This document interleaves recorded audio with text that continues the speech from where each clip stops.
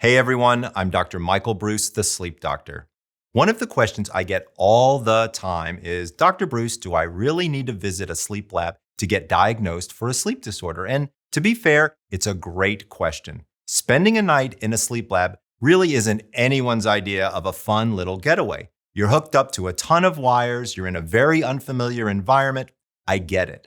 Of course, today, there are several at-home sleep tests available on the market. So let's talk about why you might want a home sleep test and why it might still be important for you to visit a sleep lab overnight.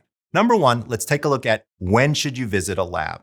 Generally speaking, this is a decision that your doctor is going to help you make or that they are going to make for you. Oftentimes, it's going to depend upon the type of sleep disorder that they think you have. If you have anything other than sleep apnea, the likelihood is you're going to go to a lab.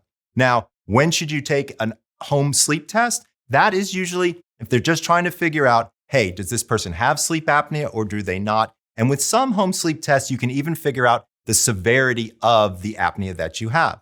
Now, I'll also tell you there are several benefits of taking an at-home sleep test. Number one, it's significantly more comfortable. If I've got you in a lab, guess what? You got 27 electrodes all over you. You got a camera on you.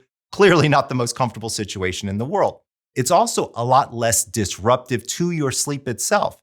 To be fair, most of the time when people get to the lab, they're so doggone tired, they fall asleep anyway. But the wires can be a bit cumbersome. The thing I like most about home sleep tests, though, is it's more like your real sleep. Now, what diagnosis can you receive from a home sleep test? Really, it's only sleep apnea, specifically obstructive sleep apnea, but some of them can actually also look at central sleep apnea.